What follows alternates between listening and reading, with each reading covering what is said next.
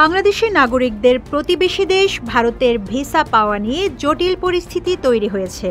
ঢাকার ভারতীয় হাইকমিশন ভিসার জন্য আবেদনকারী 20,000-এরও বেশি বাংলাদেশির পাসপোর্ট ফেরত দিয়েছে। এতে মরিয়া হয়ে উঠেছে ভিসা প্রত্যাশী বাংলাদেশিরা। এই অবস্থায় বাংলাদেশিদের ভিসা পাওয়ার বিষয়টি স্পষ্ট করেছে ভারতের পররাষ্ট্র মন্ত্রণালয়। গত 29 সেপ্টেম্বর বাংলাদেশি নাগরিকদের ভিসা পরিষেবা নিয়ে প্রতিবেদন প্রকাশ করে ভারতীয় সংবাদ মাধ্যম আনন্দবাজার পত্রিকা।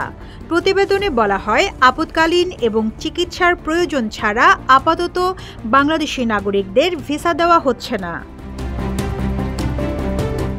ভারতের পররাষ্ট্র মন্ত্রণালয়ের মুখপাত্র রণধীর জয়সওয়াল বলেন, আপাতত বাংলাদেশিদের চিকিৎসার এবং জরুরি প্রয়োজনে ভিসা দেওয়া হচ্ছে।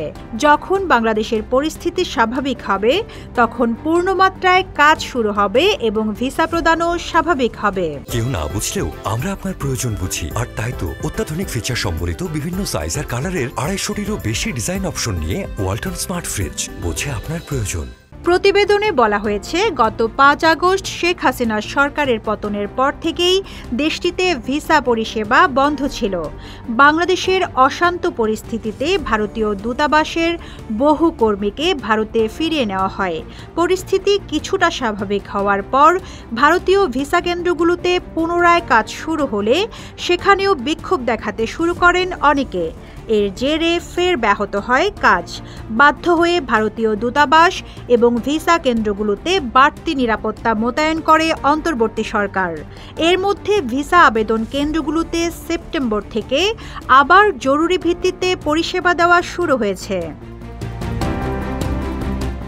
ভারতীয় ভিসা আবেদন কেন্দ্র জানিয়েছে, প্রাথমিকভাবে ঢাকা, রাজশাহী, চট্টগ্রাম, সিলেট এবং খুলনায় ভিসা সেন্টার চালু হয়েছে। তবে এখনই সকলে ভিসা পাবেন না। কেবলমাত্র যারা চিকিৎসার জন্য আসবেন তাদেরই জরুরি ভিত্তিতে অগ্রাধিকার দেওয়া হবে। এদিকে Indian high commission in Dhaka facing protest and threats return 20,000 visa applicants passport শিরোনামে গত রোববার প্রথম প্রতিবেদন প্রকাশ করে অনলাইন প্ল্যাটফর্ম দ্য প্রিন্ট। সেই প্রতিবেদনের সূত্র ধরে পরদিন সোমবার টাইমস অফ ইন্ডিয়াও এ নিয়ে প্রতিবেদন প্রকাশ করে। প্রতিবেদনে বলা হয়েছে, সর্বশেষ খবর অনুযায়ী 20,000-এর বেশি বাংলাদেশির পাসপোর্ট ফেরত দেওয়া হয়েছে। ঢাকায় ভারতীয় হাইকমিশনকে উদ্দেশ্য করে ব্যাপক বিক্ষোভ ও হুমকির পরিপ্রেক্ষিতে এই পদক্ষেপ নেওয়া হয়েছে। ভারতের সরকারি সূত্রের বরাত দিয়ে প্রতিবেদনে বলা হয়েছে, বর্তমানে শুধু সীমিত সংখ্যক জরুরি ভিসার আবেদনগুলো বিবেচনা করা হচ্ছে। অবশ্য এর মধ্যে কিছু ব্যতিক্রম ভিসার আবেদনও রয়েছে, যেমন জরুরি চিকিৎসা, স্টুডেন্ট ভিসা এবং তৃতীয় দেশে ভ্রমণের জন্য প্রয়োজনীয় ডাবল এন্ট্রি ভিসা। এর আগে সাম্প্রতিক এক বিজ্ঞপ্তিতে ভারত জানায়, বাংলাদেশের পরিস্থিতি এখনও স্বাভাবিক নয়। আইনশৃঙ্খলা পরিস্থিতি স্বাভাবিক হলে আবার ভিসা প্রদানের বিষয়টিও আগের মতো হয়ে যাবে।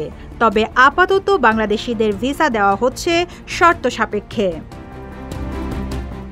Rizwana Rinti, news desk, Ittefaq.